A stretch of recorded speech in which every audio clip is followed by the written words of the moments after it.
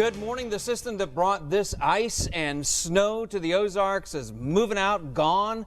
Abby, there could be some freezing. Here's a resource on our news apps you can check before you leave for work. This is the Missouri Traveler Information Map. It's a map of roads impacted by snow and ice. I have this camera pulled up here at Stoutland on I-44 looking west, and it looks like traffic's moving along just fine there right now. In fact, in the last 2 hours, last time I looked it was around 3 a.m.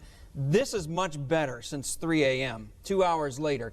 Now you see some of these purples, that's where you really need to worry about it. There's a purple down here along 60 between Republic heading out to the west.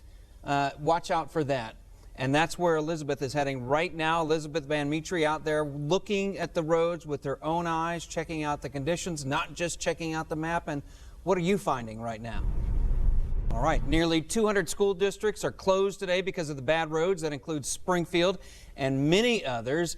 Alton, Appleton City, Ash Grove, Aurora. If you jump back here, you can see Willard, Willow Springs, Wheatland, Wablo, and you can go on down the list, Taneyville, Warsaw, close to 200. You can see also those closings running down there toward the bottom of the screen, or you can also find them on our news apps as well.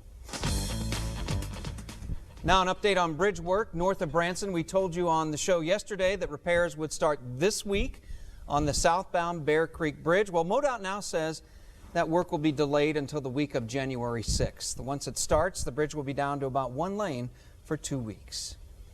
State offices in Missouri will close early on Christmas Eve. Governor Mike Parson signed that executive order on Monday, so workers will be allowed to go home at 1 in the afternoon.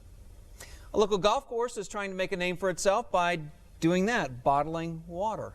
Nikki Ogle explains what inspired this idea. A lot of people got their Just Desserts in Hannibal, Missouri. More than 1,800 took part in an attempt to set a new Guinness record for world's largest dessert party in one location. The main dish, a vanilla cupcake, eaten by everyone there.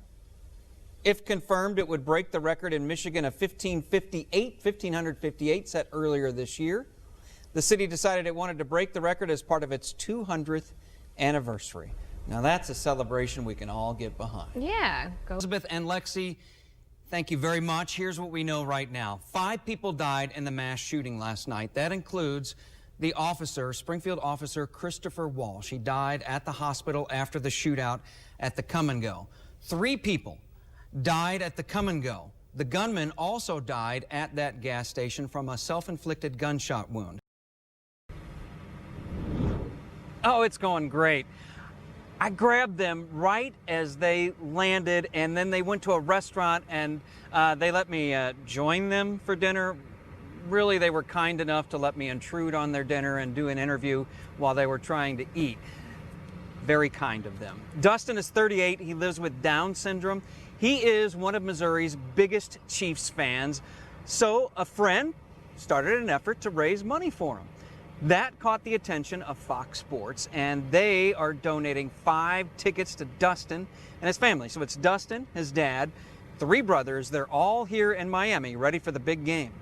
It's across the United States, not just on Valentine's Day. The U.S. government says chocolate companies employ nearly 45,000 people. Now, Arkansas has just a sliver, 5 chocolate makers. Missouri tops that with 18 chocolate makers. New York, big jump there, 113 chocolate manufacturers.